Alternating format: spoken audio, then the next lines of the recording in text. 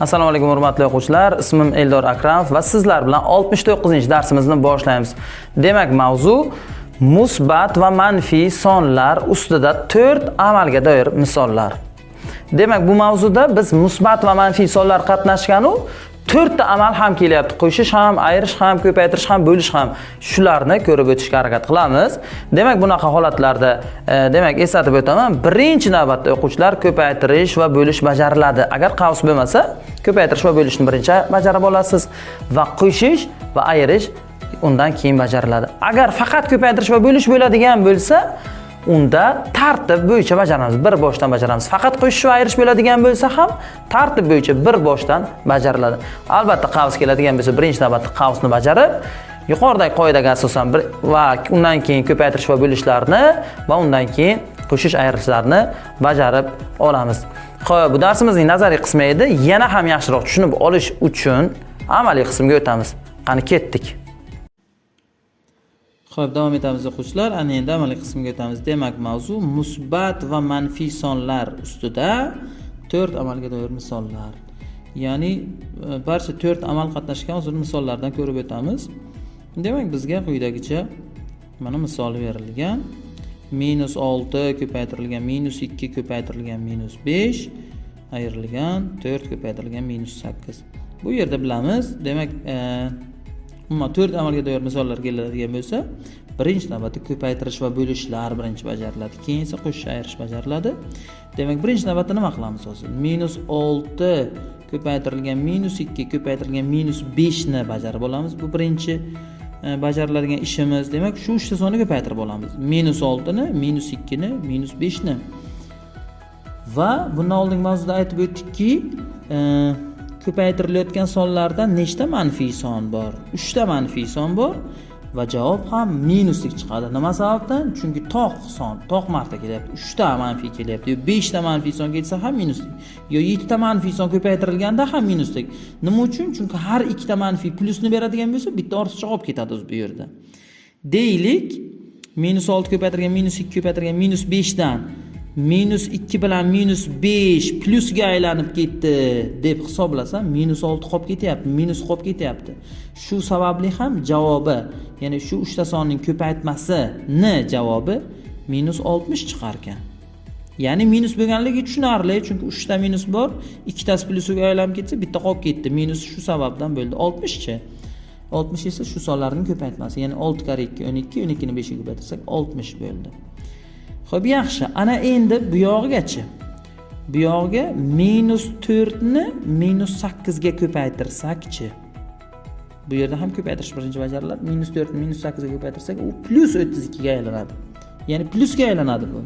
Nima uchun? Chunki ikkalasi ko'paytirilayotgan son ham manfiy, -4 ham minus, -8 ham minus, manfiy ikkalasi ham. Demak, shu uchun ham buni nimaga aylanyapti? +32 ga aylanyapti. Va -68 +32, bundan oldingi mavzularda o'rgandik. 60 so'm qarzim bor-u, 32 so'mini to'layapman degan. Chunki +32 degani to'ladim 32 so'm degan. 60 so'm qarz ekanman, 32 so'mini to'labman. Natijada nima bo'ladi? Natijada 28 so'm qarz bo'lib qolaman. Yoki kattasidan kichigini ayiring va kattasini ishorasini qo'ying. Xo'p, navbatdagi misol.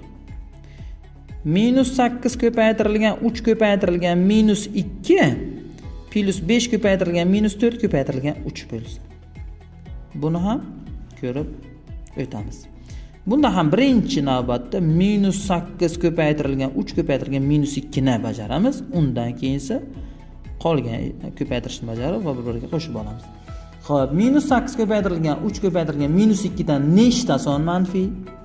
2 tasi manfiy, ya'ni -8 manfiy va -2 manfiy, 3 esa manfiy emas va 2 ta manfiy son ko'paytirilayotgani uchun javob musbat chiqadi. 48 chiqyapti, mana musbat son chiqyapti. Nima uchun 48 bo'ldi? Chunki 8 kare 3 24 edi, 24 ni 2 ga ko'paytirsak 48 bo'ladi. Endi bu yog'igacha buni hisoblasak, qarang, bulardan nechtasi manfiy? Ya'ni 3 ta son kelyapti, +5, -4 va 3 ni o'zi. Nechtasi manfiy? Bittagina -4 manfiy, shu sababli ham javob minuslik chiqadi. -60 chiqyapti mana. Nima uchun minus 60? Ya'ni minus bo'lganligi tushunarli. Nima uchun 60? Chunki 4 kara 5 20, 20 kara 3 esa 60. Va 48 dan 60 ni ayirsak, minus 12 so'm chiqar ekan. Unda ham o'sha sifat qarashingiz mumkin. 48 so'm pulim bor, 60 so'm qarzim bor. Demak, 12 so'm qarz bo'lib qolaman yana. Xo'p, va navbatdagi misolimiz mana. Xo'p.